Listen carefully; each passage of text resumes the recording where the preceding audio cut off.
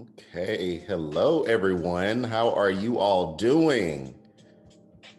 Good. How are you? Good, good. I'm so excited. Let me cut the music. Let me cut the music. I am so excited that you all are here and are participating, and some of you are choosing to show your faces. Thank you so much. Uh-oh, I see an I voted sweatshirt, Lady Couture. Ah, yes, yes, yes. We love to. Those are the things we love to see. Thank y'all so much for participating. I'm just going to kind of outline the way I see today happening. You all know this is the very first book club we're doing, so you all are kind of like my beta testers. So thank you. But like with everything that I do, I just want it to flow and I just want it to be natural and I want everyone to have a good time. And so we definitely want to create a safe space here, right?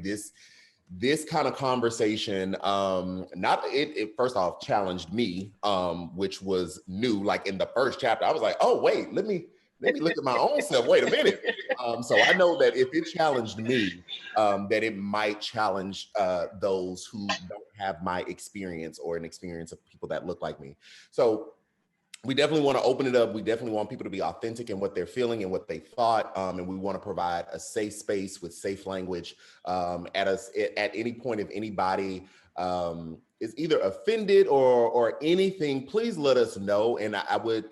I don't want to deviate too much from the book and the conversation, but I would like to spend some time in that so that we can work through that, because I think that's one of the only ways we are going to be able to get to the other side of everybody being an anti-racist, is if we allow people to have the uncomfortable conversation, and if we allow ourselves to sit in that and have that dialogue and try to see and explain and teach and educate everybody else, right? So thank you all so much. The Zoom should have told you in the beginning that it is being recorded. So this Zoom is being recorded. I am going to kind of chop it and just, use some things for promo for the next book club. And then some people have won't be able to attend who did pay for this month's book club. So I'll send that out to them as well so that they can kind of rewatch and have their own dialogue with their family and their friends. So I see y'all kind of already jumped it off in the chat and saying where you all are from. I see Minneapolis.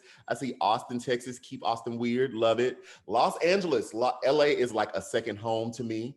I loved living there. I see Atlanta. Shout out to the ATL. Okay, ATL in Georgia, baby. We'll be down there soon to get those Senate seats. So we see you. Let's see, who else do we have? Birmingham, Midland, Texas, Morgantown. Okay, now that's different. CT here. Okay, I see another Los Angeles, New Jersey. Okay, welcome everyone. Thank you all so much. Welcome, welcome, welcome. So what we're gonna do, if you all could, we are gonna start this off with a little bit of an icebreaker, because it's not just gonna be me talking the whole time. This is definitely going to be a collaborative event. And so we will kind of like popcorn it, and as I ask the questions, feel free to jump in. I'll answer some of them, and you do as well. So this is our icebreaker, right? Just to kind of start it off. So I want to ask everyone how they identify and what privileges they hold based on that identity. Okay. So how do you identify and what privileges do you hold based on your specific identity? So I'll kick it off and go first. I am a Black male. Hey, how y'all doing? 6 foot, 235 pounds. Okay, wait, I'm not supposed to do all that. And when we talk about privileges, I've thought about this before.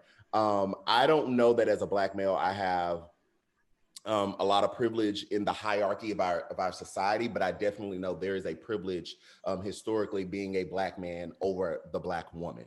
And so that's something that I am spending time dissecting, even in our intersectionalities, or even in Black people historically and traditionally being ostracized and discriminated against. There was still a hierarchy between Black men and Black women. And then based on my skin tone as well, I am a brown skin. I consider myself brown skin. I'm nowhere near light skin, but I don't fall into this dark skinned Black person as well. And so I have this kind of, it's so annoying, but there is this internalized colorism hierarchy as well, right? And so there's a privilege that says that there's this innate or unspoken word that says, I am almost just a little bit better than that Black person, right? If they have a darker skin tone than me, which is absolutely not true. So I think that a privilege that I hold is within my own community, not with the community at large. And so that's something that I'm challenging, and that's something that I'm going to be consistently thinking about and trying to make sure that if I have said privilege, am using it for the benefit of everyone and not just for myself. So anybody else, feel free to just hop in, unmute yourself. And then when you're done, please remute yourself just so we don't have a lot of background noise. Hi. Oh. No, you go. I'll wait. Okay. My name is Ramona, and piggybacking, I am classified as Black, but I don't feel like my privilege of growing up, middle class, upper middle class, puts me in that same space. We moved from North Carolina to Los Angeles in the 80s, and we moved out to the Pacific Palisades. That is one of the most sheltered white spaces that you can be in Los Angeles. And so for me, this book has kind of brought it up. My mom and her mother, my grandmother, were on the mall when MLK gave the speech, "I Have a Dream." I feel like I have chosen to live by that. Judge me by the character of, the content of my character, not the color of my skin. I had put that on myself. I didn't perceive myself as Black. In high school, I went to again, privilege, a boarding school in Sedona, Arizona. We were coming back from a soccer game or a volleyball game, and someone asked, "What are you?" I said that I'm Black. Someone in the van, who was definitely Blacker than me by tone, said, "No, you're not." I said, "Yes, I am." She said, "No, we could have gone back and forth all day." And so it's like, when you feel like you don't fit in because the color of your skin, where do you fit in? I'm part Puerto Rican, I'm part Black, I'm part Cherokee. Just point blank, my great grandmother was raped by a white man. So my grandmother was the product of that. So I have that in me. And so I can't deny it. I can't shut it out. I can't say it doesn't exist. So, I know that's a big ball of wax to drop, but that's my story, so it's interesting. It's like, when I need to be Black, I'll be Black to get into the University of Washington under the, the guise of, so it's one of those things where you're like, well, I'll use it to get into the program because I know I probably can't get in with my grades and my SAT score. Oh, no. So it's like, I have a privilege of being able to shift and be in a society. So for me, I want to feel like my job is to be on the welcoming committee, to say, come on, I've been over here. This is how you behave in these spaces, or this is how you are, or this is, one of the revelations I've had is like, wait, I'm walking into a store with a mask on. I'm getting my receipt. It's like, and it's like, to me, that was one of the things I've never had to dealt with, if being followed around in a store, or, so it's weird, but it's just like, no, I'd like my receipt. So it's like, this is a really interesting space to be in. So I want to not take up any more time, because I've got a lot I could talk about. So no, thank you. And I identify, I definitely, the first line in my essay to grad school was, as an African-American man. Like, that was the first line. I remember I was like, oh no, I need you to know I'm Black and get me in here. Like, I felt like that was gonna push me over the edge, because I was going to a white school for grad school, and there are not many Black males in social work. So I got in. So what we're gonna do, we're gonna move forward. If y'all can again, this is my first time operating the Zoom in this capacity. I'm usually the participant and not the host. So I know there is a hand raise feature. So if you'd like to go, let's try that. Let's do the hand raise feature, and I'll keep an eye out on the board, and I'll call you so we're not, jumping over everyone to start. And yes, definitely, please, because it's a few of us on here. If you can just keep it to about a minute, that would be great, so we can move on, because we definitely want to get into the book, and I don't want to hold us over an hour. Okay. So raise your hand if you'd like to go next to the first question, which regarded how you identify and what privilege that brings. I don't think you have the hand raise activated, because we just see reactions. Oh, okay. Reactions So are see, probably next time, let me write notes. Okay. Well, Lee, would you like to go? I saw a thumbs up from Lanika. Yeah, so let's do that. Give a thumbs up if you'd like to go. Since we have actions, give a thumbs up, and we'll go that way. So Lee, would you like to go since you said it, or if not, Lanika? go ahead, Lanika. Okay, thank you, Lee. So I guess I definitely identify as a Black woman. I'm 4'11", so I'm a small Black woman. And so some of the privileges I'm able to kind of use and identify is because as a Black woman that's smaller and lighter, and I have longer hair, I often don't get seen as a threat as some Black people would. So I know that I use that as a privilege in my life, but I do feel that I always use it as a way to make people comfortable with me so that I can get in and make sure that I'm checking privilege as well. So I do try to use it because I work in a professional environment. And so I do try to use that to kind of move in an environment where people feel comfortable, and then we can have real conversations, because I do notice microaggressions. I do notice those things, but I definitely, use that to my advantage. Thank you. Anyone else? Okay, Caitlin? Yeah. So I, like Lanika, I'm small. So I would say I identify as a white woman, but small. So people often underestimate me, but I think the level of privilege that I definitely have is white. I mean, this book challenged me in many ways that I didn't even think about, that I didn't realize that I was doing. I identify as an intersectional feminist, so that's also very important to me.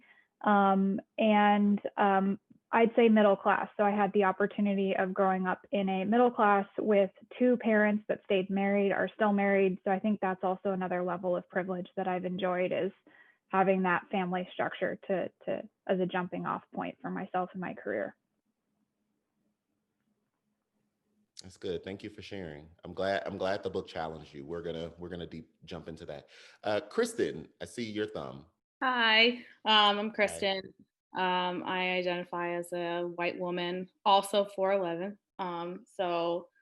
But I had some serious socioeconomic hardships growing up. I experienced homelessness, and but being white, I still think that I experienced white privilege in that I had more opportunities to go to college.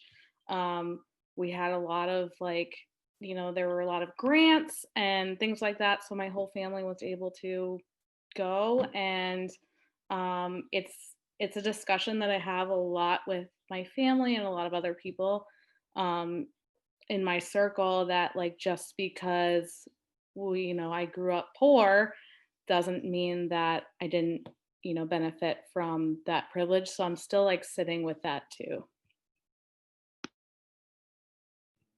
That's good. Thank you. Thank you for sharing that. Anyone else? Okay, Lee. All right. I've grown up, as many of you have, white, married. My parents are still married. They just celebrated 51 years marriage. And growing up in the mountains of California, not a lot of diversity in that area at that time. But I did find myself always kind of gravitating to people who were different, just because I think I craved that on some level. In college, it was something I was always interested in multiple different cultures. So I majored in Spanish because I found that I had a knack for that. so I don't say that that's part of my identity at all, but I am bilingual, and I have understanding of that, of what it is like to move to different cultures. I lived in Mexico for a while, and that was a culture shock as a as a middle class white girl in Mexico. It's a whole totally different experience, right? And then after college, my boyfriend happened to be Black. It wasn't something I was looking for. It just happened. We had a child, and when my son was 5, he passed away. My son's father passed away. So for a long time, I identified as a single mother of a Black child, and wanting my son to have experiences in the Black culture. For me, that was going to a Black church, a predominantly Black church. And that really helped me with my son, and helped my son find ways into the culture that he wasn't going to experience with me. When it comes to food, when it comes to just the Black church as a whole, those of you who have gone know that it's a culture experience in and of itself. I ended up singing in the choir. Like I was deep in it.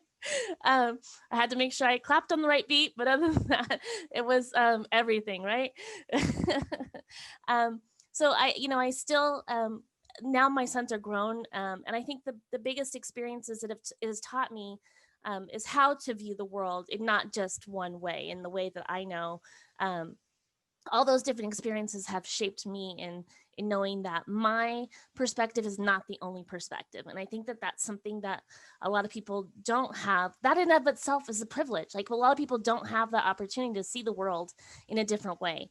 So I appreciate that privilege, but also we've had experiences where we've been pulled over and my sons have said, "I'm so glad Mama's with us." And that is a painful reality in our system. In Texas, that's, where we are. So I'm an educator. I think that's another piece of my identity. I try to educate in any way I can. And right now my focus is really on how do I help the 55%. We talk a lot about the 55% that maybe voted for Trump versus the 44% or 45%.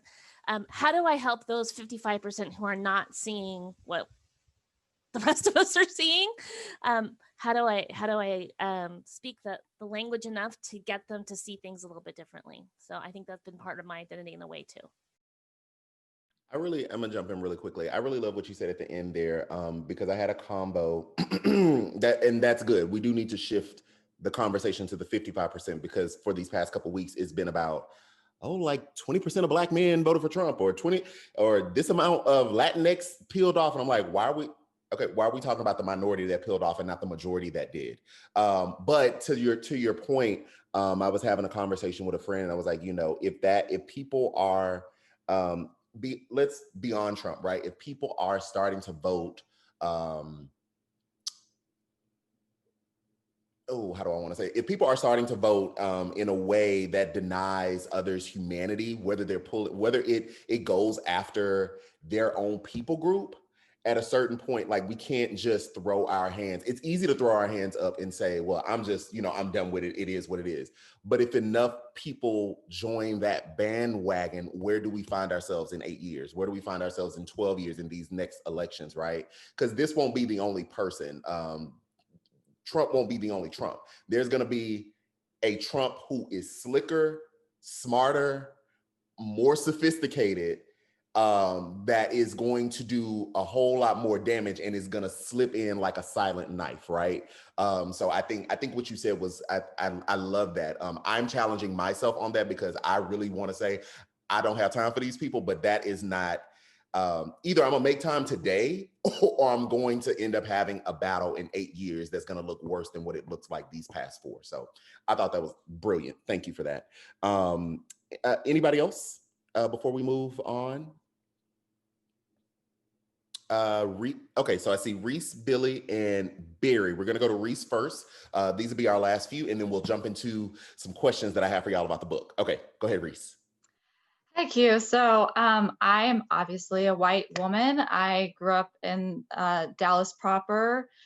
initially before moving out to the suburbs. That switched things really quickly for me. So I grew up with the whole, I went to a private school and I was friends with, like, you know, there was the one black, you know, the token black kid, right, at my private school. And she was in my friend crew.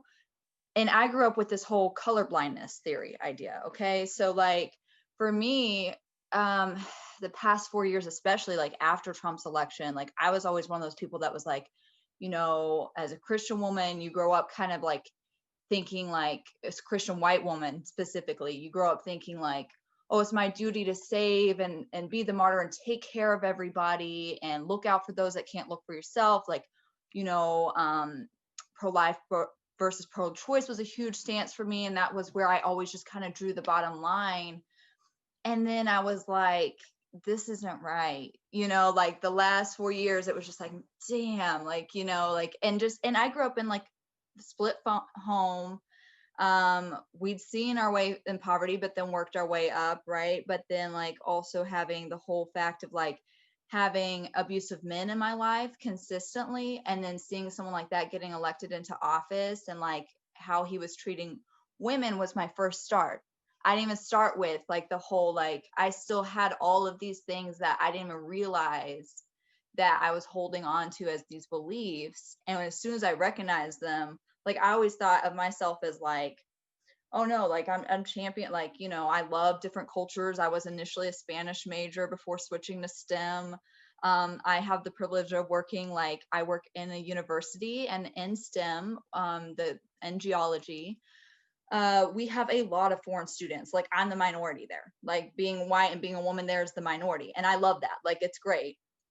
But I get to also work in a small oil and gas company where being white is like, I mean, besides Latinx, like, that's it, right? Like, and being a woman's still a minority, but it's like, I get the privilege of seeing each of those sides, right? Like, I get to see my students who are coming in and I'm like, I know that you're a smart student, but you feel like you aren't because the system has failed you. Like, you went through school thinking like kind of like how Ibram was talking about, and that I think is like chapter 8 about school. And I'm like, I have so many students like that. Like, they go in, we're district, I don't even know what district school we are, small school, you know, and they're athletes. And I'm like, you were smart. You're in this STEM class. You can do it. You're smarter than these, you know, you're smarter than these guys over here that aren't even trying. You just don't even recognize it yet, baby. And like, try to work them through. And then also like using that privilege on the other side to like challenge my people who are like, oh, you know, flying the Trump flags on the office wall and just talking about, oh, this is what's best. Like, you know, so I get to kind of have the duality, and it is seeing that duality within it. So. Yeah, thank you. Thank you for that. Billy? Heyo. Go ahead. And then we'll end with Barry. Okay, so I identify as a white woman. I'm half gay, married to a woman for 15 years. I also am Jewish, so I'm in a very liberal surrounding population. Not in Birmingham, Alabama necessarily, but definitely in my social group. I'm from inner city Chicago, and I actually grew up a minority, but my privilege comes with being a white woman, and I am educated now. And so that's another privilege as well. So I think I actually work in hiring, and I know that perception is almost reality sometimes with getting jobs locally. So yeah, that's me. Thank you for being here. Thank you. And Barry, close us out on this question.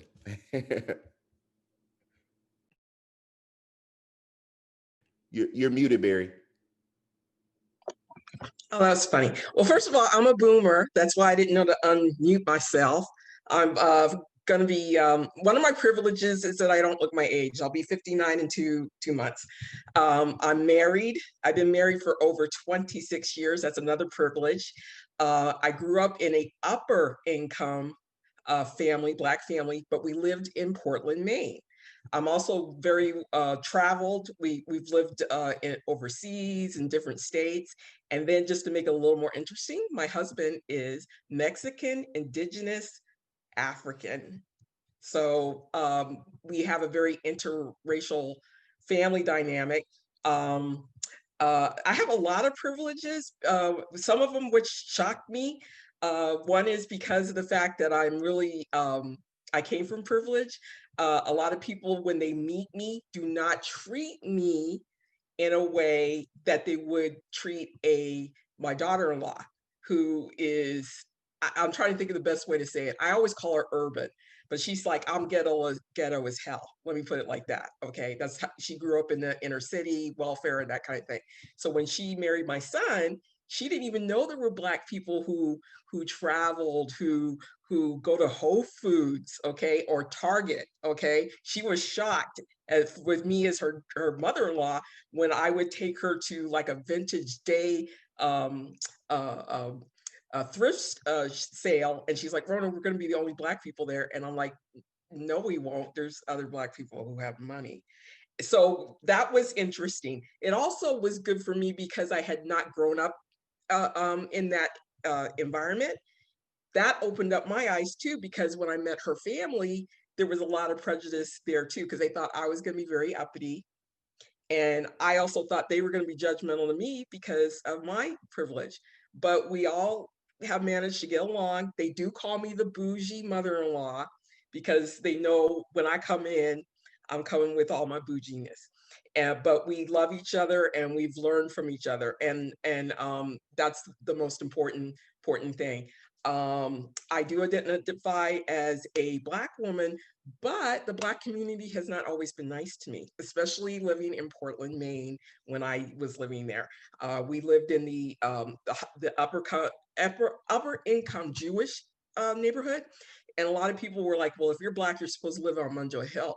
But again, we didn't. So that I had a lot of issues with that and everything. So yeah, I recognize my privilege. I use it like everybody else. You know, when I go into a store, I don't usually get followed. I do dress the part when I'm going to certain places so that nobody is going to give me a hard time. And that's my story. Yeah, thank you. Thank you for sharing that. And that last part, you know, that's something that I hope that the fact that you said I dressed the part, right? Like, I think we all kind of know what that means.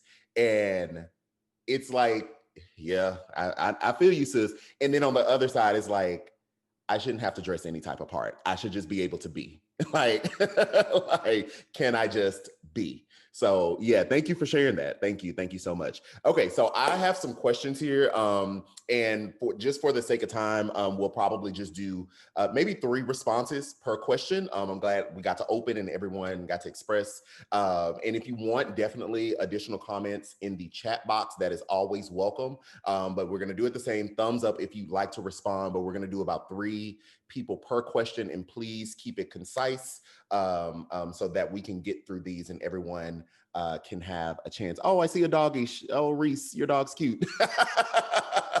Sorry, it's squirrel moment. Okay, so first question. And these are questions, you know, regarding the books, and, you know, feel free to put in your own thoughts as well. But my question is, how did Kennedy, who's the author, right? How did Kennedy internalize his individual academic struggles as being connected to his race?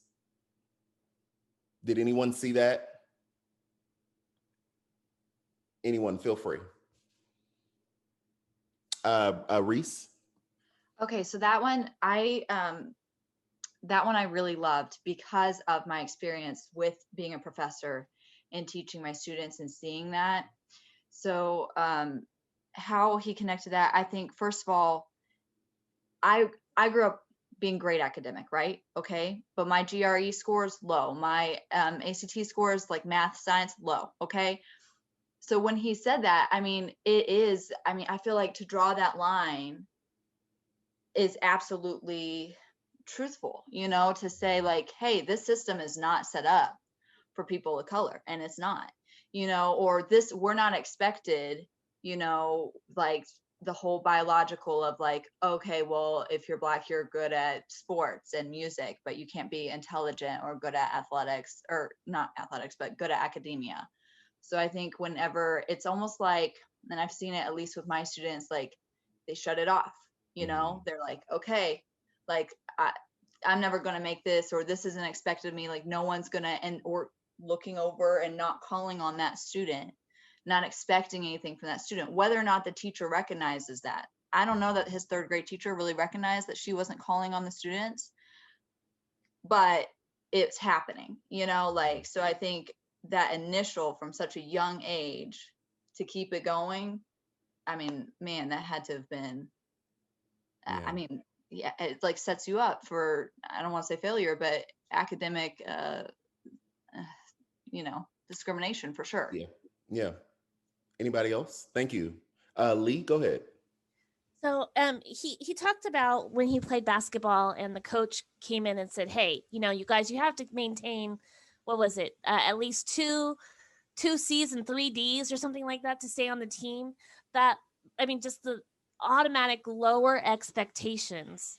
That really hit him, coming from a family that was not the expectation, but that was what he faced. And so there was a comment in the chat about the internal bias, and yes, that totally is there, but that's a very external bias coming at him about what the expectations were for him to stay on the team. That was not a reality he'd even thought about, was maintaining low grades before that. I thought that was really interesting. Yeah, that was all I had. And I like I was wondering if somebody was going to hit the internal bias. I like that part. Let's dig in a little bit on that, because I think that's the larger issue, right? Okay, so I see a heart. Is that meaning Lanika, you want to speak? Yeah. Okay, go ahead. I like using all emojis. Oh, look, hey, use any emoji you feel, you know, whatever calls to you, that works. I think that I think that really impacted me is that he started to form those things so early on. And I think that we just don't understand, like, as we're going through the school system, there's things that just kind of ingrain themselves in you. And you could have that one teacher, like I had this one teacher in first grade that said something to me that resonated with me throughout my life and kind of carried me through, even, you know, when other teachers told me opposite of that. So I think, like, you know, just watching that young lady, noticing that he didn't have, you know, any Black teachers, you know, teaching him. And then when he did, it kind of came like, oh, they were allowed to just be joking and, you know, kind of that time frame. So I think he kind of just internalized everything, and it starts to shape you, even annoying to yourself, to where, you know, oh, I don't have to answer a question because they're not going to ever pick on me. So why learn the material? And I think he just kind of set into that, and to break out of that becomes harder and harder as you go on. And I think a lot of our youth fall into that. Yeah, that's really good. I'm going to come to you next, Billy. I had a similar experience. So I didn't say this in my identification. Sorry, I didn't even think about it. And I see you. Is it Milani? No. How do you say it? I'm sorry. It's just Melanie or Mel. Just Mel. Melanie. Sorry. I answer to. Okay, I answer to everything. Don't worry about it. We're gonna call people by their name. I'm gonna say it right. Okay, so well, then you would be the first. That was an experience I had. So I went to my very first teacher was a Black woman. I went to a private school up until it was super early, right? But the fact that I remember this is pivotal in my life. I went to a private school up until 2nd grade. The private school skipped me a grade as well. So I think I skipped over kindergarten and went directly from pre-K to 1st. Well, when we transitioned to a public school, not to say that because this lady was white, she was wrong, but my 2nd grade teacher was a white woman. And I remember going from being able to express, being nurtured, again, private school, not that many people. So walking you through the things, being this freedom, this trust there to automatically something changed. And I was in trouble for everything. I was in trouble for talking. I was in trouble for finishing my work early. Like my whole system, my whole worldview of education changed. And honestly, I had to do some reflecting. Education died to me in the 2nd grade. And I no longer tried. Like it's really amazing that I have a master's degree. I don't know how I even got here, because from 2nd grade on, I didn't care about school anymore. I hated school. I didn't try. I would just get whatever. And in Texas, we had No Child Left Behind. Well, I think No Child Left Behind was everywhere, right? So I just kind of floated through. I didn't start caring about school until my sophomore year in college. And so that internal, like, and come to find out, as I was an adult, obviously my family didn't tell me this, but my grandmother complained on the woman, and apparently the woman was fired. So I guess there was some mistreatment of me and potentially other students. But I remember that. And it wasn't that many Black people there because I went to a performing arts elementary school. So I remember the switch. I remember, and that stuck with me. That stuck with me from 2nd to 12th grade. And so one has to think and wonder what happened if, you know, one, we didn't switch to a public school and I had that particular teacher, but if I consistently had teachers that fed into me like they did in that private school, because I used to love school. I used to be a beast, like straight A's, and then it just, you know, you're a kid, so what can you do? Billy, sorry, I just wanted to throw my little moment in there. Billy, and then Mel. Right. So I actually teach 5th grade Sunday school. And one of the things that I teach I teach ethics. And one of the things I teach my kids is that if you think you can't do it, or you think you can do it, you're right. Because that's really where the power comes from, is internal. You know, like women specifically, that, like Lee, you were saying, like, no, it wasn't Lee. It was who's a STEM girl, talking about how you didn't do as well in math and science. Well, that's the expectation. So there's this thing, especially because it happened to him so young, and to you as well, Quentin, when you were so young, that you internalize this. And then you kind of fall into your group, if you will. Like in my school, education wasn't valued. And so I got pulled out in 7th and 8th grade to a suburban school, and all of a sudden people were competing for grades. And I had to relearn how to think about that. So anyway, it was kind of a combination of, you know, if that's what the school is pushing, that they don't think that they don't have expectations of you, and then you don't have expectations of yourself, you are set up for failure. Sorry, absolutely. Thank you, Billy. Mel. Oh, Mel, you changed your name. I did. I meant to do that when we first started. So my family's from Laplace. I'm a Vic-Nair Trish Lash Claymont from Laplace, my mother's side. And I'm also Sicilian. So in LA, I'm a professor of anthropology, I'm an archaeologist, and I teach at one of the most diverse schools in the United States, Cal State Los Angeles. And so one of the things I find with professors, especially because we have such an overall white faculty, although that is really shifting, I'm beginning to see a lot more diversity in our faculty as well. But we deal with some problems on our campus of white guilt. We're not even talking about that. But when we have brown students, and all of our students are brown, all of them. And so I have maybe one white student thrown here and there. And if you use your white guilt, you do not challenge your students to move forward. And a lot of my students, especially my Black students, are really surprised when I bust their chops hard, because they expect me to let them slide, and I feel bad about things. I don't feel bad about anything. So my job is to push them to the other side 100%. And to acknowledge the issues that maybe we don't see quite as much on our campus, but are out beyond our campus boundaries. And those things are the fact that if you're going to go to grad school, we teach you, when you write your statement of purpose, to say outright that you are a minority. Here's your story. And we shape that story. Your story gets you to the next place. And by writing the story, it loses its power. So that imposter syndrome, we begin to loosen. And when you write your story, it becomes part of your narrative. It's no longer a rock around your neck, but a step up to the next place. And so that really spoke to me. His journey looks like so many of our students.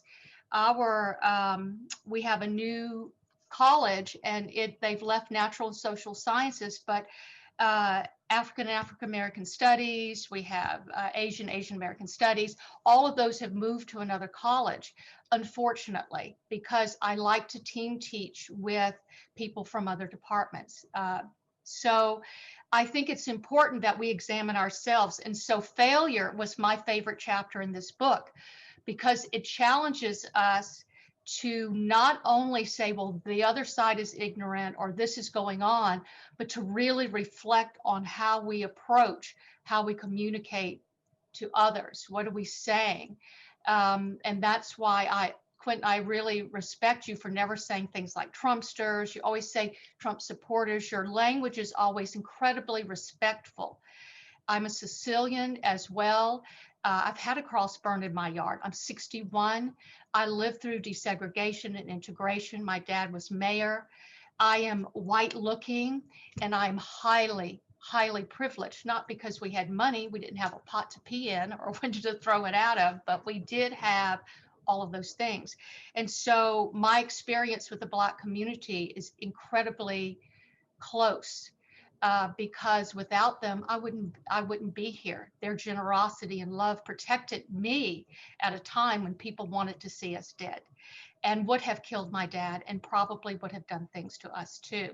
And so my reaching back and using my whiteness, my privilege, my absolute privilege, is something that I have to do. So that chapter spoke to me, all of them did, but that chapter reminded me to check myself every time. That was incredibly important. Thank you for that. That's great. And I want to jump on the language part. I think that's important just to continue. And I try to reiterate this, and this could be the the social worker in me. That language matters and language is important, right? And so no, I'm not going to go on a tangent. That's it. Language matters and language is important. You know, is the point to be heard, or is the point to like talk over someone and just say whatever you want to say, you know? So thank you. I appreciate that. That's reaffirming. So I want to push in a little bit, and we're going to take, and maybe one of my educators can jump on this question. I just want one response if possible. How do educational policies create disparities between racial groups? Because that's a theme, you know, that we know and that we read, right? Any of my educators, or anybody. It doesn't have to be an educator, anybody.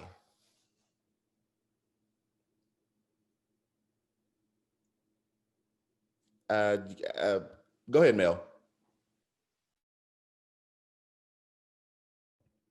You're muted. Sorry. Yeah, I have to, and I know better. I spent all my life on Zoom lately. I know Reese was like, yep, we're all about Zoom. So, you know, what I would say is that it goes beyond the individual schools. The decisions we make, and I am at a state school, and a school that struggles all the time with itself and with the state, and I'm in California. So this is an even bigger problem in other states, especially in the South and Southeast. So, well, in red states, let's just say it. And so it's something that faculty fights. We are always, we're supposed to be, or the student's supposed to be first, but the system is set up to put faculty and students last all the time. We are top heavy. And I'm not even sure how to get at that. We were thinking about going on strike, and we still may. Chop from the top, we keep saying, as they cut classes and give me 45, 50 students online where I should have 20. You know, they're cutting diversity in the class offerings we make. That's a top. That starts from the very top. And so we're looking at an education system that's built around privilege. And even when we have people, diversity moving up, they adopt that top heavy approach because everyone wants to keep their 6-figure salary, which I will never make as a lecturer at a Cal State school. But this is my second career. I went back to school in my 50s. I got my master's, and now, you know, I'm playing around. And so, you know, I'm an old white lady. Nobody gives a language. Sorry about that. I'm also an archaeologist, and we're pretty salty. So yeah, so it's a problem that educators that we don't have unless you're in administration, and then the pressure comes from the top, pushing. We'll get a stopgap if we go on strike, but it doesn't begin to solve the problem. Reese, what is your experience? So sorry, I have my little dude here with me, but yeah, so with that, it's exactly the same thing. So just, and obviously, like, I'm speaking from my experience because I only have what I have, but like, I would go through these STEM classes and I would stay up all night. I would tutor my friends, right? And like, and like I said in the chat, you know, my favorite sticker that I've seen is carry yourself like a mediocre white male academic, because the confidence level there. I would have students in these labs or colleagues at the time, right? And are in the same lab as me, and they would not know anything, but yet they would come out acing the test, or they would sometimes just out of sheer luck, or they would just be like, oh yeah, whatever, I've got this, like, I'm fine. And they would continue from there, right? And they would get into the top program. Their pay is always higher, right? My husband and I are actually the same exact job, and he makes twice what I make doing the exact same job. So I think with that just whole, I mean, it does set up, I mean, standardized testing especially. Like, I cannot believe we are still fighting this battle against standardized testing. I mean, it's ridiculous. Like, I mean, if you have clearly capable and intelligent people not being able to do well, and like he says in the book, you know, he was able to pay for those tutoring sessions, and they teach you how to make the good grade on it. They teach you how to work the system. That's a huge problem because not a lot of people have access to that or know to do that. I was a second generation college student. So my parents had and I'm first one to do any post grad. So like, no one had any idea that you need to do these things for these testing. So I think it's a huge, huge problem, and something that hopefully we can all lobby to change in the future, because I mean, Thank you.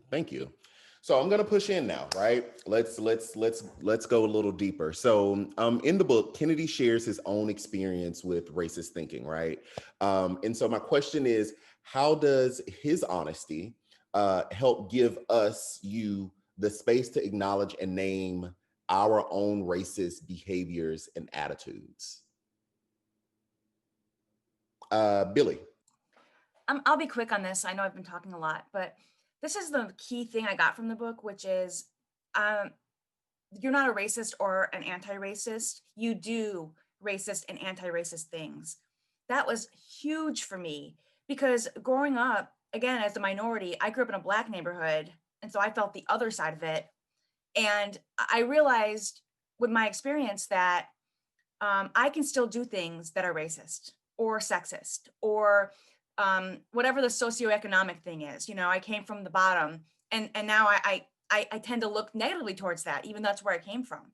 So he gave me permission to really address my racism. That's good. Caitlin?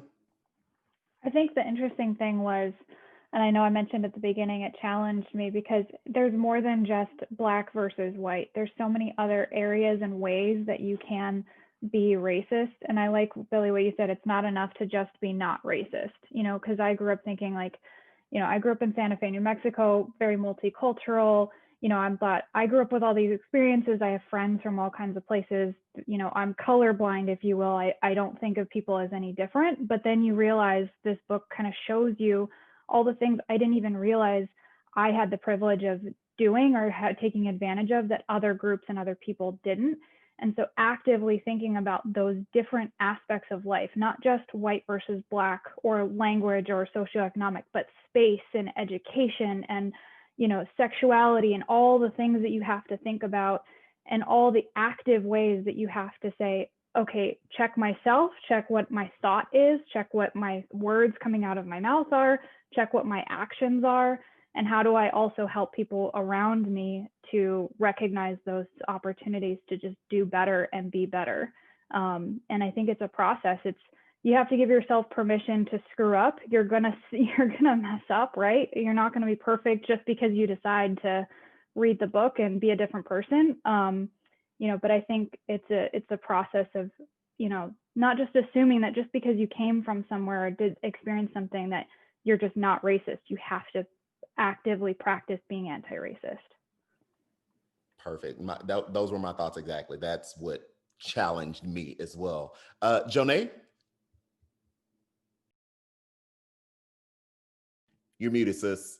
Okay, yes. No, I was actually applauding her on her thoughts and about that, because it does make you check yourself.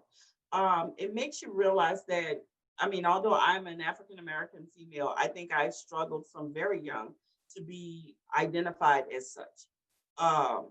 Because when I was younger, I was far more pale than what I am today. As I've gotten older, I live in the South, in Louisiana, and so of course my melanin has begun to show itself. But when I was much younger, I think my battle was always making sure that people knew what I identified with. My great grandfather was white. And so I think that it was always a battle. The people in my family looked white. And so I knew that I had a little bit more color in me than what they did. They passed, I didn't. And so I find that as an adult, I am constantly saying to myself, how did I approach a situation that may have something to do with a child's color, because I'm an educator, that child's color? Am I giving them the same treatment that I'm giving that child that is of a different color? So it is constantly in my thoughts when I am presenting myself as an educator, because opportunity should not just exist for a person of color. Being that I am African American, I find that sometimes I have to check myself when I want to make sure that that African American child gets the best education possible. But is it to the extent that I'm going to ignore that white child that's in that classroom? I can't allow that to happen, because I know that each child deserves proper education. So I have to be 100% fair across the board. That requires a lot of insight into who I am as an individual.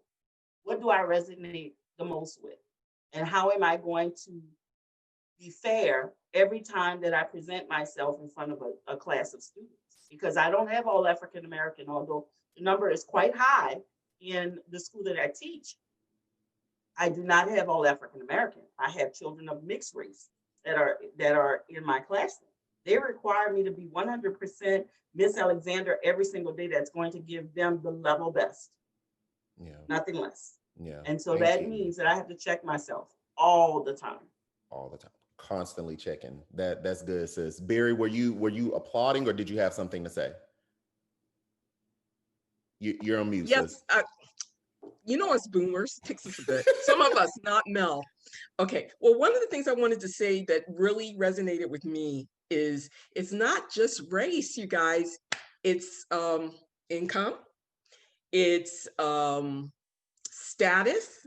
Like for me, I'm, like I said, I mentioned married, but because living in Vegas, for me, I have a lot of people who call me out for that.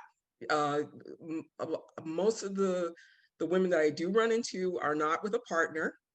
So they will immediately say to me, oh, you know, you think you're better than me because you're married, you're still with the same guy. I'm also a housewife, which is very rare. Okay, because I don't have any kids at home. So I get called out for that. Like, what are you doing all day, Rona? You know, eating bonbons and going to the spa. I know your husband's not Black. That's one of my favorite ones. I know your husband's not Black, because there's no way a Black man would let a woman sit her ass on the couch and not be working. So that's what I got out of it. And I do recognize my own racism. As I said, I did have a very privileged childhood. I never was really accepted as Black. I never was really accepted anywhere. So I had to really work on just being who I am. Then our son, he did have an upper income upbringing, going to camp and all that stuff. And he had to deal with his own crap, you know, with people saying, well, you're not Black enough. But he handled his better than me, because he used to tell people like, so what about it? what else do you got to say? Where I always felt like I had to give an explanation. And then for me, like I said, I'm in an interracial marriage. So when I met my relatives, I was really scared because I was like, oh, are they going to like me? But my Aunt Dora, who recently just passed, my husband's aunt, said to me, Rona, in the Mexican community, we have everybody. We have all colors. And there's Black people in the Mexican community. So you will always be welcome in our family. And they always, and yes, our family looks all different colors in our family. So I'm very proud of that they accepted me so quickly. Unlike, guess what, you guys, my family did not accept my husband. And to this day, they don't. They do not like my husband. So that's a Zoom all on his own. That's a whole conversation. Yes. You know, and I was gonna go a different route, but I think this is a good time to like kind of sit in that for a little bit, and press in into that. I'm sorry, where did my question go? They're all kind of like jumbled up because I'm jumping out of order because as y'all were talking, I was like, no, this should be the next question. Oh, here we go. Okay. So inequities between light and dark African Americans can be as wide as the inequities between Black and white Americans, right? So how have you seen colorism play out in real life or in the media? Or have you ever noticed that colorism was a real thing in minority communities? Lanika, oh, I'm coming to you, sis. I see you. Lanika, go ahead. I was gonna say maybe somebody else could kind of see what from their perspective on outside, because I know like in our community we know that it is real. Like it is in families. It's my sister and we both are married to dark-skinned men, and my mother, I don't think she appreciates that too much because she's lighter and she has beautiful bright eyes, and we didn't get them, but my brother did. But so I just think that it's a struggle because it's always the more European something is, the better it is in the Black community. And, even for us, like embracing our natural hair, and, it's just so many facets to Black people and how we feel about each other. And, and it's horrible. There's racism within that, where we just treat each other different. And you have to kind of go, and it's just these built-in biases that we have of what is acceptable, what is not acceptable. And I think we play into it, and I think it's been played on by other people as well, to make it where this Black person's more acceptable than this Black person. And anytime with anything, when you have these hierarchies, now there's people that are better, and that's what people are always striving to be better than the next person for whatever reason. And it's just hard in the Black community because we deal with it from everywhere and we deal with it from within. And sometimes within is sometimes even worse than from other people, because at least you understand it from other people, but when it's coming from your own family, it's kind of cuts a little deeper. Definitely. And do you think, just for the purpose of conversation, us specifically, because it does run rampant, like in the Black community, like I don't know that I've seen colorism as much in other communities. To your point, Barry, I think I have seen it a little bit in like the Latinx community. Yeah.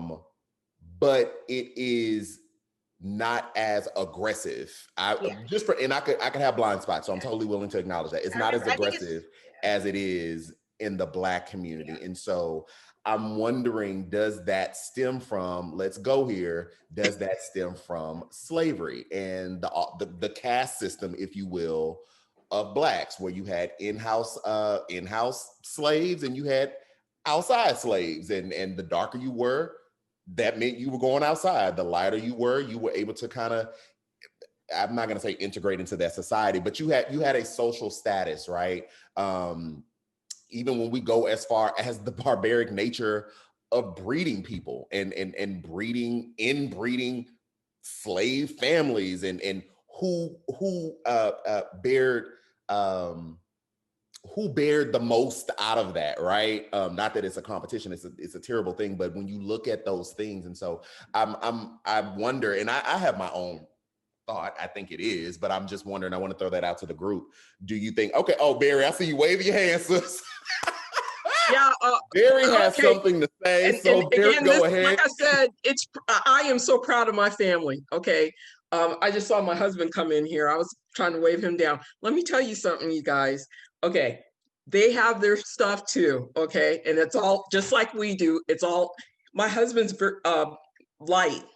Okay, except now we live in Vegas. He darkened up. Okay, and for the longest time, he used to say, I'm the white guy. And I'm like, Charles, no, you're not. You're not the white guy, man. So what did I do? I got him an ancestry DNA thing. And when it came back, 48% indigenous, the family all had to admit it's a class thing. The lighter, when you start moving up in Mexican, a lot of Latino culture, you start moving up economically, educational wise, you want to remove yourself from being indigenous, because even today they treat their indigenous populations horribly. Okay. And that was something my husband had to look at, and because he's a historian, he decided to read into it, and he realized, wow, there's a lot of prejudice within my own culture, within my own family. And a lot of the family, when we sent the results to, they also were like, except of course the elders, because a lot of them already knew about it. So yeah, they have their own thing with the color and stuff. And of course in Latino, you do have Afro Latinos in there as well. And they have a hard time. So like I said, when I first met my husband's family, I'm gonna be honest with you guys, I didn't know my husband was Mexican. I married the guy, I didn't even know what he was. And then when I met the family, that's when everybody told me, like, hey, we're Mexican, we got every color in the family. Yeah, they have their own stuff, just like us. They've been getting lynched, they have their house burned down, because again, about the color thing. We watch the Latino channels. They always want to put the dark lady in the maid outfit. You're driving the car, you're cleaning, but you can't have a nice home. Okay. So I just want to let you guys know, I think it's like that with any culture. Just that's my experience. I mean, but I hope other people who are in interracial relationships, maybe who are here, could also.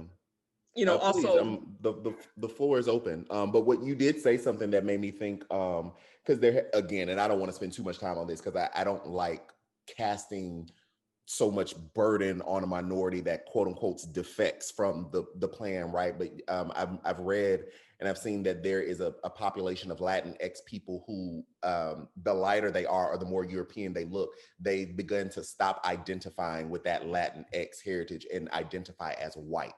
And so that can spur off into so many different, conversations. I'm just thinking out loud and throwing that out there. If anybody else has something, we could touch on that, but I do have another question that I think is going to be really good for us to kind of unpack. Kristen, go ahead. I don't have experience too much because I grew up in a predominantly white town. But my one childhood friend was Latinx, and I didn't understand it when we were growing up, and not until we were adults did I really start to get why she would distance herself from certain parts of her culture, because her mom's side was Puerto Rican, her father's side was Dominican, and she would only tell people that she was Dominican. And Puerto Rican, and there was a certain amount of time where she would just tell people she was from Spain. And I didn't understand until I kind of saw it like later on, read more things, that like she felt like a bias from other people that we went to school with, because she could pass as white, and she didn't want to be singled out as different, because there were so few people of color in our school. Gotcha. Thank you. Gotcha. Yeah, that's a real experience. So I want to ask, so in the book, Kennedy writes, this is a quote, white supremacist is code for anti-human, a nuclear ideology that poses an existential threat to human existence. I'm gonna read it again. White supremacy is code for anti-human, a nuclear ideology that poses an existential threat to human existence. So the question is, how are white supremacists and their ideology actually harmful to all humanity, including white people?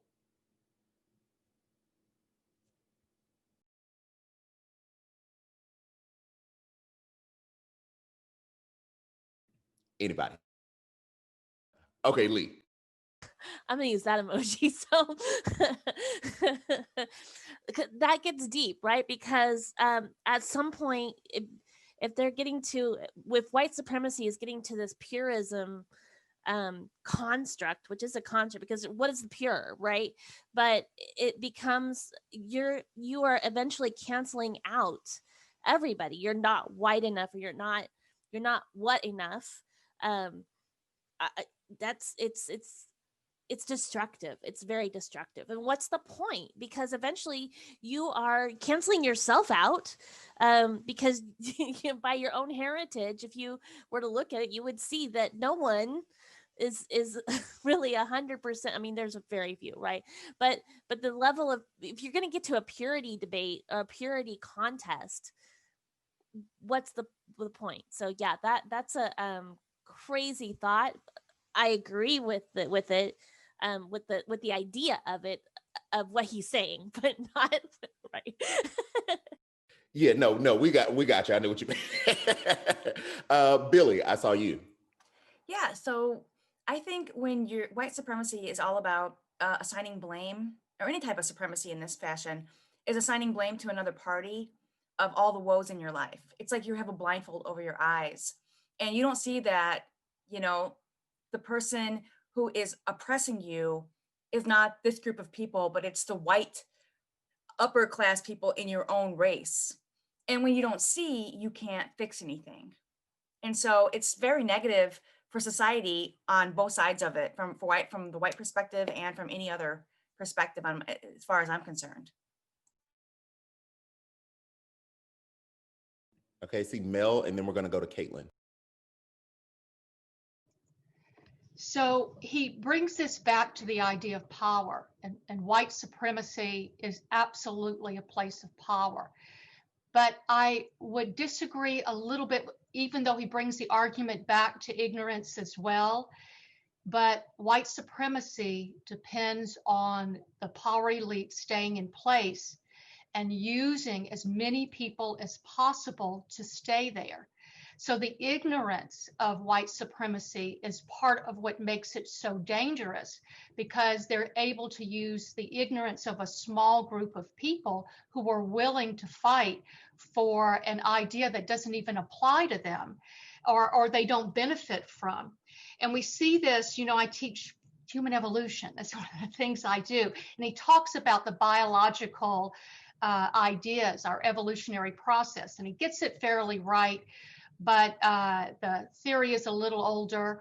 But the idea is that we began to create this extreme xenophobia, and it allows the people in power to stay there. So while I do agree it's a power thing, I think the ignorance, and that's part of the education problem. So the more ignorant you keep people, the more you can control a centralized, more violent group. Even though the majority of Americans have voted against it, the system is rigged enough with the Electoral College, voter suppression, in order to keep just enough control. I mean, look at what's going on in the Senate. And so it's incredibly important that we take this so seriously. So the idea of shutting the door to half the United States is you can't do it. It can't be done. We just have to find a way. But I agree with the author in that it is a power play, 100%. And having, I know David Duke personally, unfortunately, he calls me, sometimes he'll call me Mel, but mostly calls me California daughter. That's what my dad used to always say. I look enough like daddy where he would see me, and that's what he calls me. He goes, California daughter, you're in town, because he continues to be elected to office at a state level. And so I see he doesn't like white people either. They don't like the people who support them. So this is really about power. And until we get out of this little name calling and we really point up, it's the solution is bottom up, the problem is top. So I don't know, guys. It's just, we're really in a tough place. Yeah, thank you. Caitlin? Yeah, I think the key is that it gives justification to subjugation of certain peoples for no real basis. It's surface level, it's skin deep. I don't know if you guys have read the book Small Great Things, but it's about a white supremacist, and at the end, he finds out, without ruining everything, that it is really only skin deep, and you can believe what you want to believe, right? But it's that ignorance and it's that justification to put yourself or put other people on a pedestal and others below you. I mean, the nuclear essence, I think, that Kendi was getting at is, you look at the Nazis in World War II, right? It was Aryanism, it was the justification for the subjugation of people, and that was the excuse for all the horrors that they did.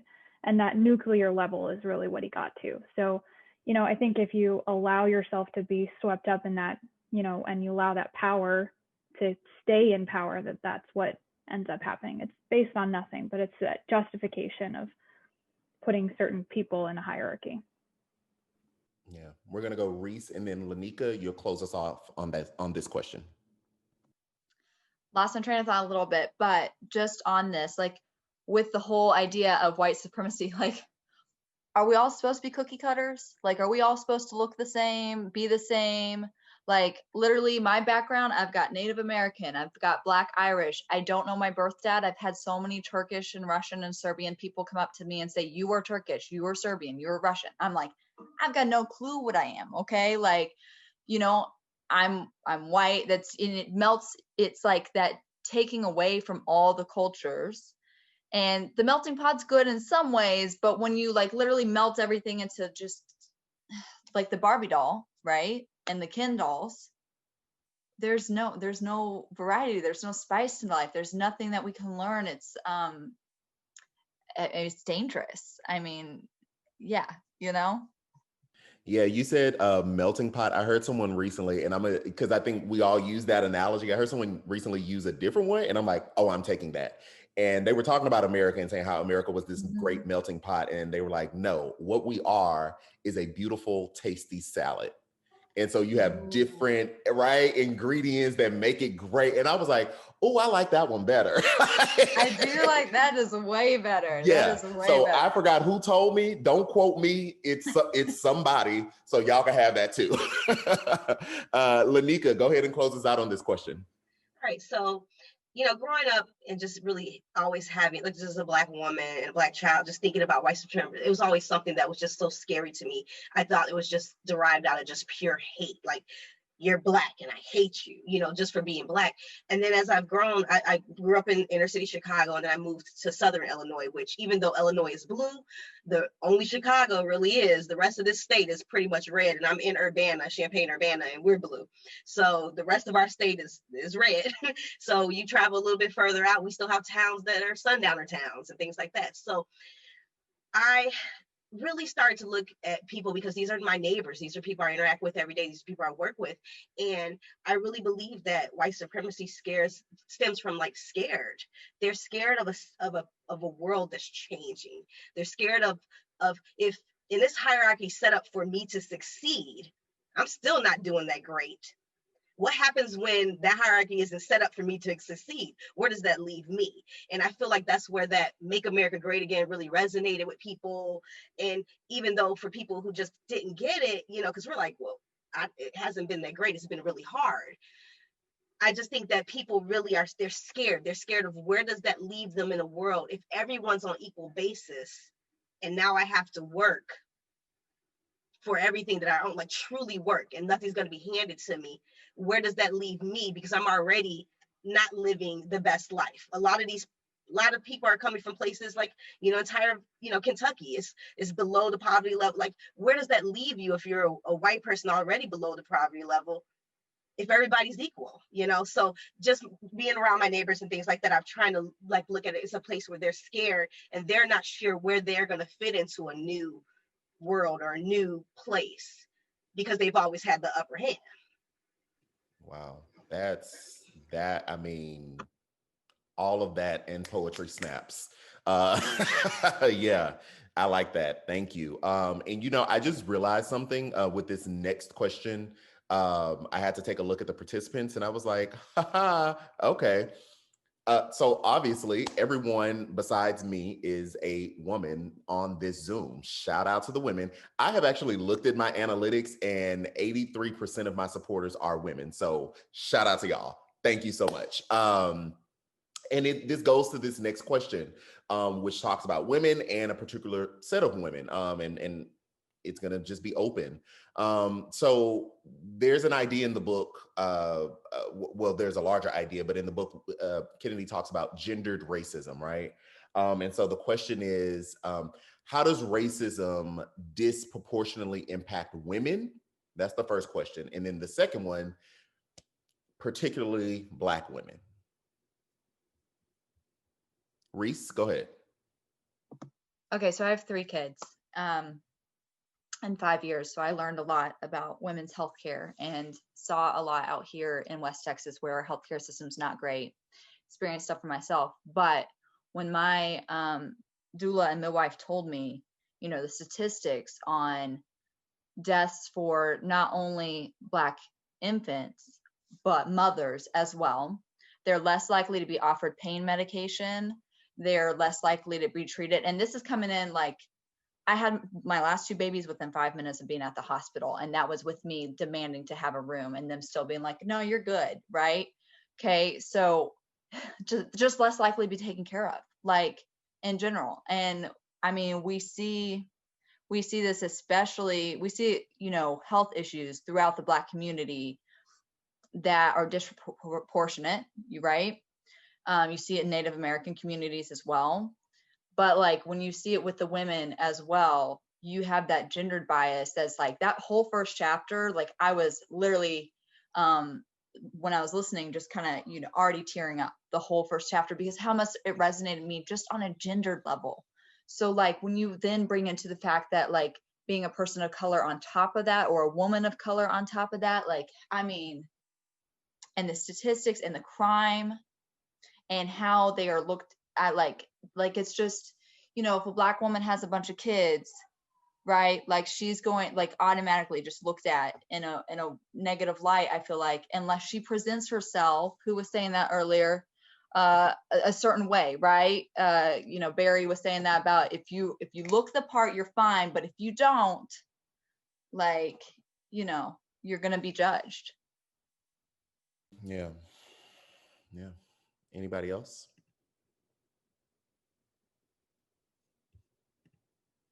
Let's see. Lanika?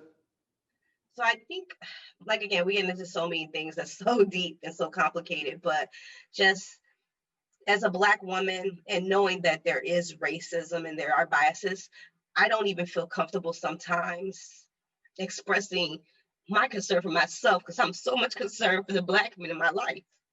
Because I know for them, it could be life or death. So for my son and my husband and my brother-in-law, people that I truly love, we don't even take a moment to feel scared for. I'm more scared for them than I will ever be for me. Because again, I'm 4'11". I'm not as much of a threat, but that's where our fear. And I think that's why you have so many women, is because at the end of the day, we're all mothers. We just have this thing of us where your child is just as important to me as my child. I want your child to grow like you want my child to grow. And we all have that innate in us. And that motherhood takes over race, color, socioeconomics. I don't care if you're rich or poor, you're going to fight for your child with everything you have. And I think that's where we're kind of getting to it, is getting to the point where as Black women, we don't even sit in our moments to realize how much racism affects us, because what's going on around us is so much more harder to deal with. And so every day when I'm fighting, it's not so much because I feel like I'm personally prosecuted every day because I'm Black. People may think that, but and polite settings, they don't say it, but it's just because I'm scared that if my son gets pulled over by the police, that he may not make it home to me. And those are the things that we have to fight for, because we're not going to lose our families. Thank you. Thank you.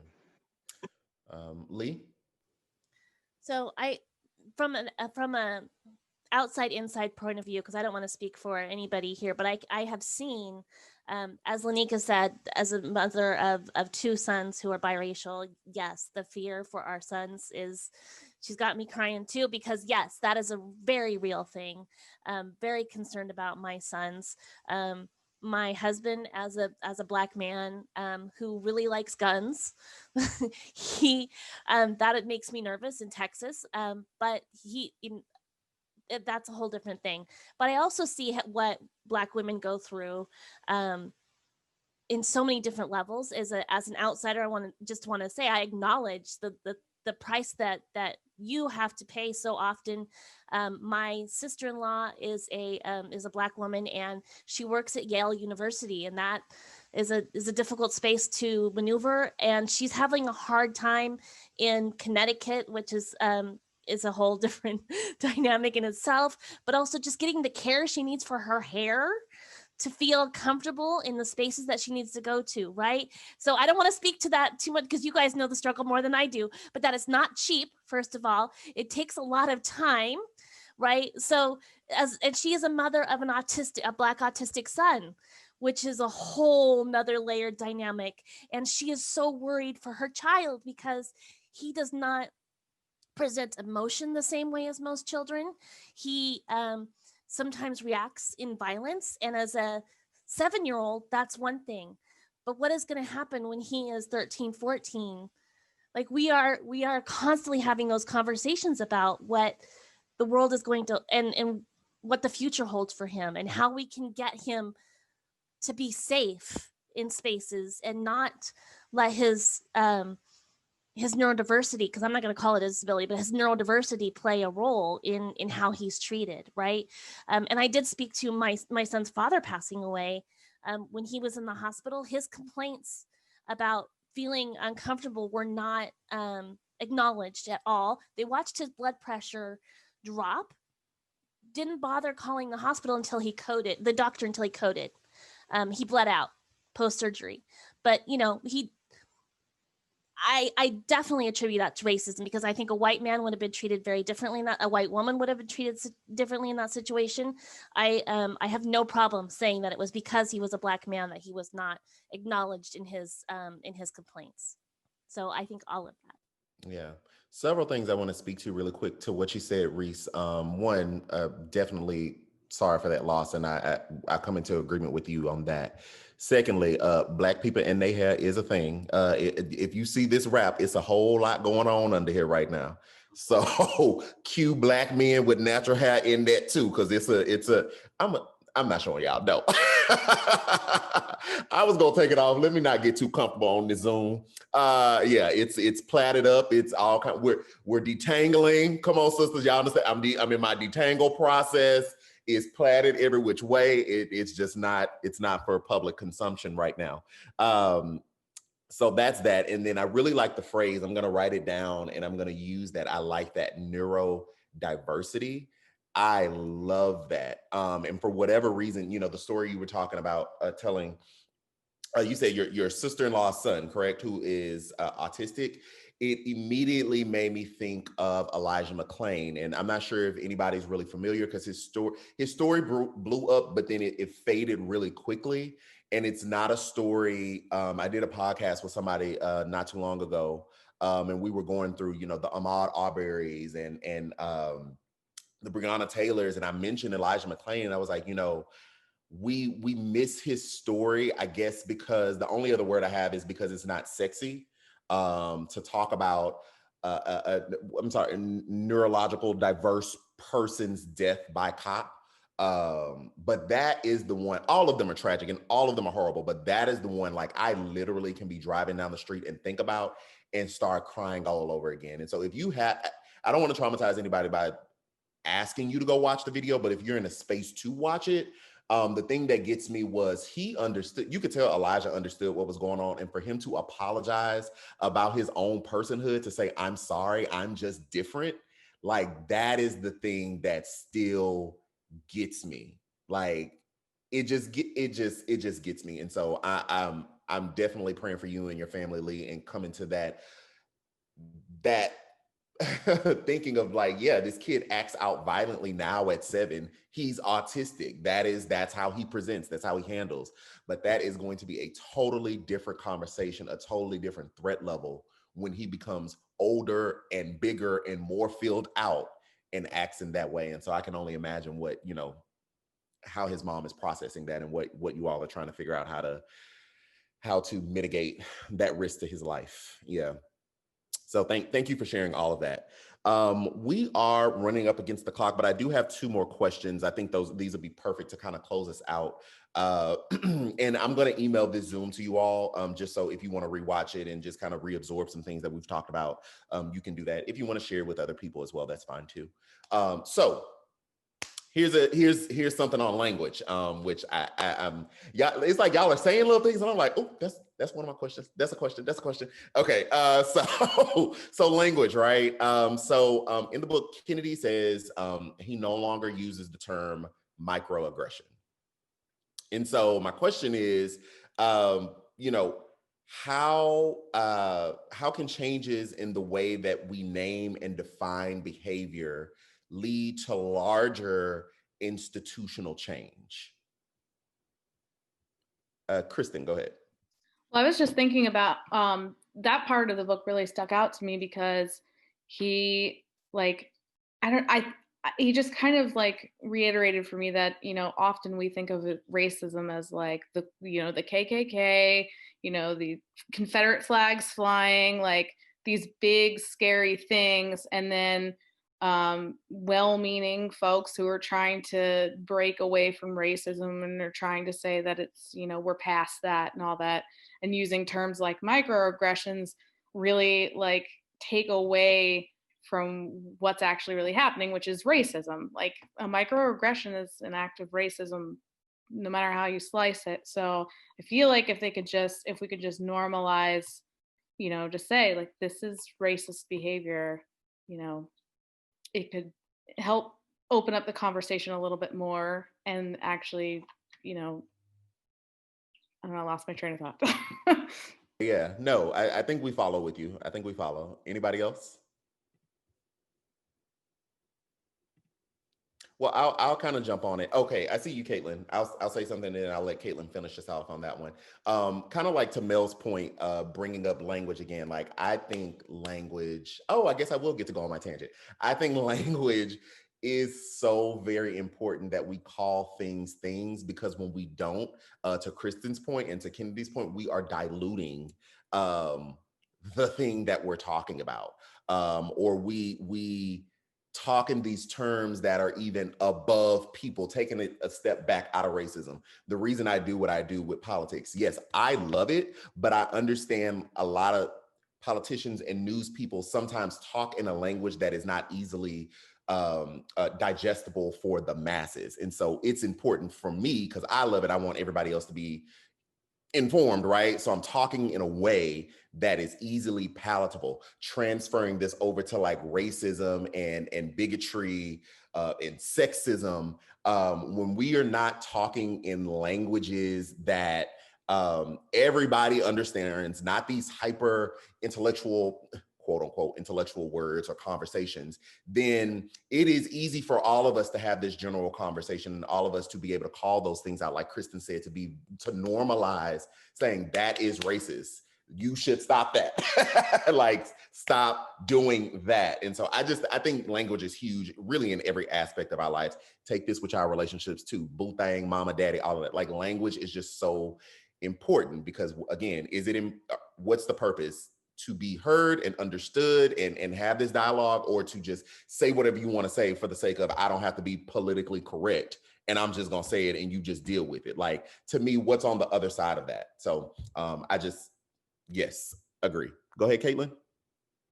I love the thing on language, because I think Kendi does something really interesting when he defines each of the terms at the beginning of the chapters. That to me was really powerful, because I think, to say someone's a racist is so charged, right? It's such a negative thing to say. And using language and removing things like microaggression and some of those things that create this feeling that to be a racist is a bad person. Some people don't know any better. A lot of us didn't know any better to be different. So I think it's the calling it what it is, but defining it and willing to have that conversation about it and say, I'm not intentionally being aggressive to somebody, but it's an action that is inherently racist, right? It's founded in that, call it what it is, education or upbringing or subconscious bias or whatever it is, but that thing is racist, right? And so I think that's a really important point, Q, is, the definitions of the words, and willing to have that conversation and remove that emotional charge from some of those words so that we can have a open and honest conversation about it and start to see real change without people's walls going immediately up. If you say you're a racist, their walls go, I can't be because I'm not a bad person, right? And so that shuts off the conversation right there. When if you want to have that conversation, you say, this is what this means. Here's how the impact is being felt towards other people. And so then you can start to actually open the door instead of shut it. That's good. I see Mel. Billy, did you have something as well? No? Okay. And Reese, I see the heart. Are you hearting what she said, or you have something? Okay, you're hearting what she said. Okay, so Mel, it's you. So when we look at linguistics and we look at where we are today as a country, one of the things the Republicans have done right, if you want to look at it that way, is they have hijacked the language of politics, and they've created a left and a right. They understood what they needed to do. So it began with this very strong language, and then the Democrats, and in fact other parties, their language became one of a pushback. So instead of creating their own language, the language becomes very charged, and also very, and something I've studied quite a bit of in anthropology. We take a look at linguistics, but owning the language of politics, like the Republicans have managed to do over about the last 30 years, has created this dichotomy in the country. With the Democrats, this is actually something that is a healthier way to be, with all these different groups and diversity within the party. But what it hasn't done is because we don't have a language and can't seem to get one, the Republicans continue to own the language of politics. And they've managed to use it to move a certain group of people, to capture them, if you will, and keep them within a box that votes party over a particular person or even their self-interest. And we see this all the time. So what the Democrats continue not to do, to their own demise, is that we don't have the language to answer back. And they've got decades on us as they've refined this language, this very aggressive language about calling names. And this is something that's been going on. Trump is sort of the love child of all of this, and he's somebody that represents where the right has taken us. And so I think that's really something that's important to remember. And we talk about language, but it's very important. One of the things I have my freshmen read is 5 things that no one ever told you about coming to college. And one of them is stop taking things so personally. And one of the things that we've done is that we personalize everything everyone says to us. It's no longer a conversation. It's all about attacking. And the language has become very much about taking a left or a right, an evil or good, depending on which side that you're on. I'm not sure how to break those things down, but I watched them be constructed over time. And so we really work on language. Linguistics is incredibly important, and we don't teach enough of it, because I think that would really help. But Yeah, I think you're absolutely right to your point. Excuse me, about attacking. So I did a speech at a university a couple months ago, and it was a speech about voting and the importance and blah blah blah. But what I got to was when we have these partisan conversations, that I had to sit down and realize for myself that I live in an echo chamber, right? Social media is an echo chamber. I would say 9.9% of the people that follow and comment me agree with everything that I'm saying. And so if there is any dissent, it can feel like a personal attack because you are constantly being reaffirmed in what you think. And it can lead you into this false sense of that either it is the right way to think that way or that everyone should think that way. And so that took work on even on myself to say like, hey, I like, because I noticed that in comments, like I would see so many and I'm like, okay, yes, I agree. And I would see one comment that disagreed. And I was like, oh, no, you did not. And I'm like, why did I give so much attention to this one comment? And why am I so emotionally charged? Because I live in an echo chamber. And so I think one of the ways we combat that is to recognize that we live in echo chambers. We watch news that we 9 times out of 10 agree with. We watch shows that we come into agreement with, right? So I think that's super important. I think that's really the first step, is recognizing that and being willing to challenge your own self-thought or to challenge the system we've built around ourselves. Lanika, I saw an emoji when Mel was speaking. Were you just responding to it? Okay, you were hearting. Okay, look, everybody's starting to use different ones, so I didn't know. I just wanted to make sure I'm not skipping over anybody. Anybody have anything to say before I move on into our very last question? Okay, Reese. Oh, Mel, I see yours as well. Are you thumbsing up or you want to say something again? Okay, thumbs it up. Okay, so go ahead, Reese. Okay, so it's more of a question. So talking about the echo chamber, right? So like I'm the only half sibling in my family crew, okay? And I'm pretty much the only one that has a different voice. And the rest of my family lives in this social media and familial echo chamber, right? So it's like I try to be so careful with my language. It's why it's so important to me read books like this, because it's like I try to have these conversations from a point of, when he says like, all right, the word racist is basically like a slur now. Like it puts the person on the defense immediately. Like they cannot hear that. So it's like, how do we get this conversation going? How do we actually get into the hearts and change the minds of people? Like, I mean, I'm a firm believer in like a lot of action and acting out of love, but it's like, and I've also heard other people say, well, once you've had this conversation like a million times with this person, just they're a lost cause. But I have a hard time believing that either. So it's like, how do we actually facilitate this change that we need to see? And how do we facilitate? Because I think even the word anti-racist, because it has the word racist in it, people are going to be like, oh, they're going to respond viscerally. If the same people that are responding viscerally to the phrase Black Lives Matter are going to respond even more viscerally probably to that word, right? So it's like, how do we actually facilitate this in those communities and those groups of people? Yeah, I have a thought, but I'd love to open it up before I speak. If anybody wanted to chime in, just look. No. Okay. So I'm a firm believer that we all have individual influence in our own individual spheres of influence.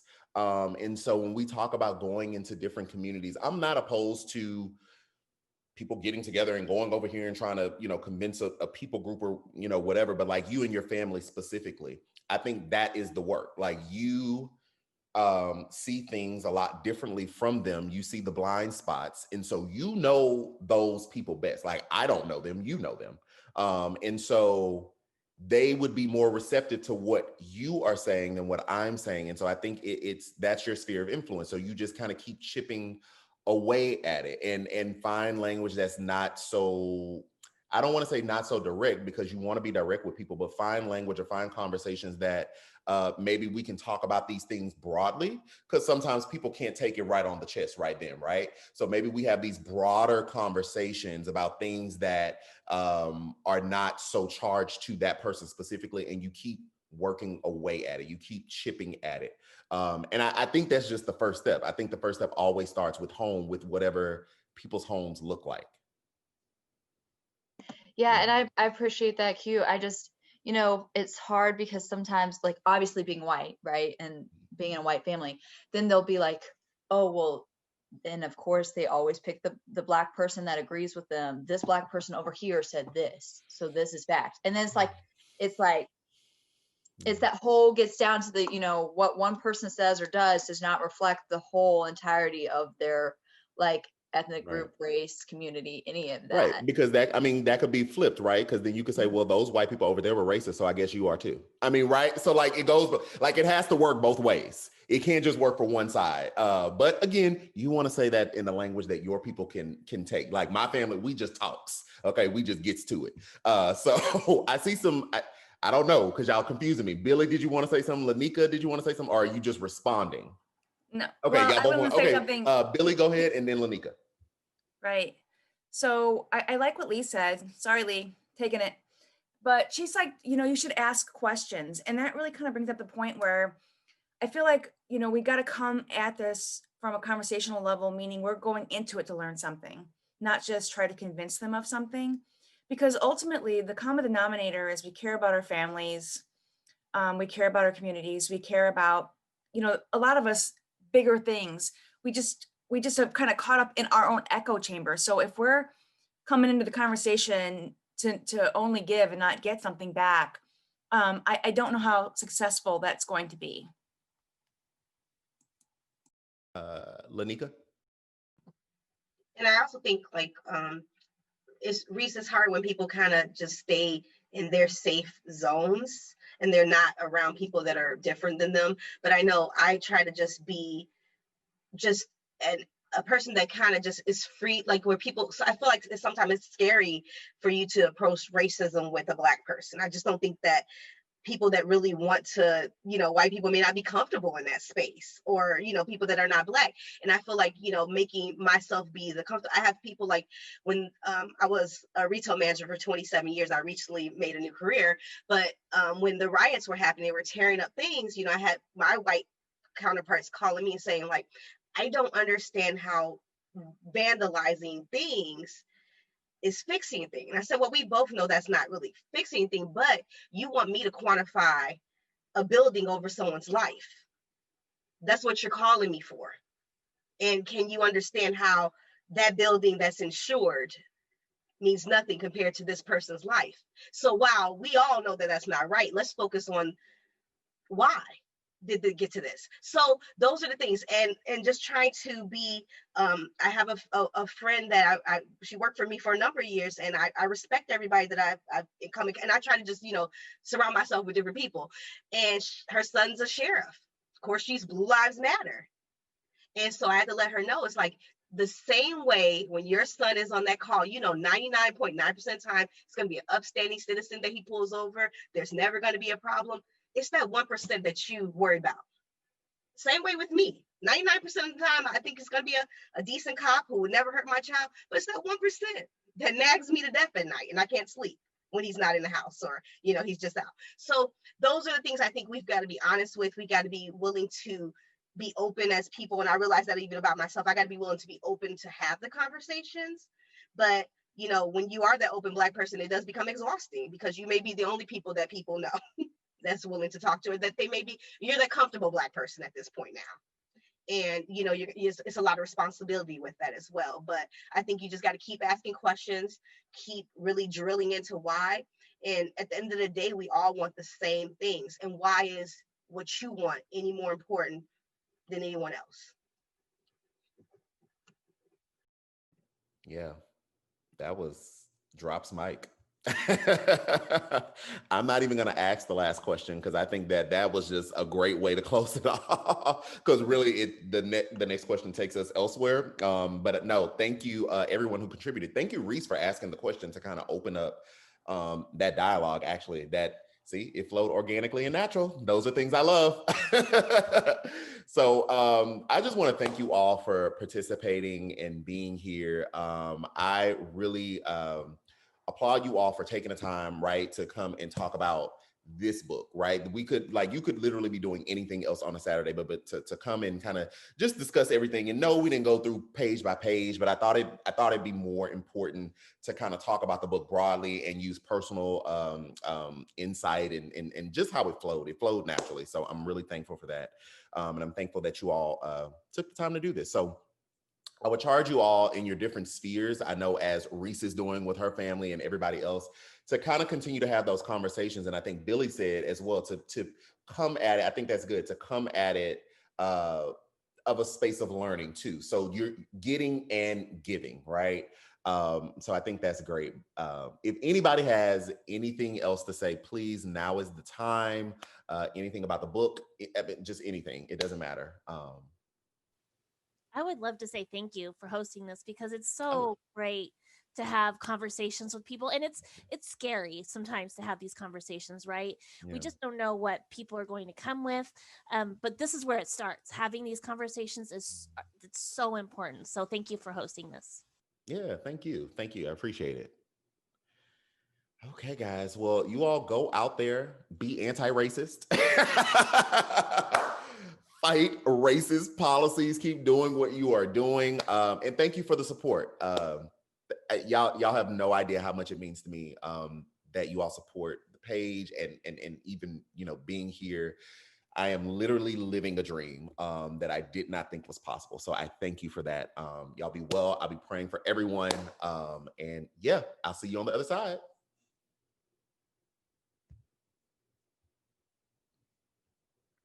All right. This was perfect. This is like literally perfect. Bye.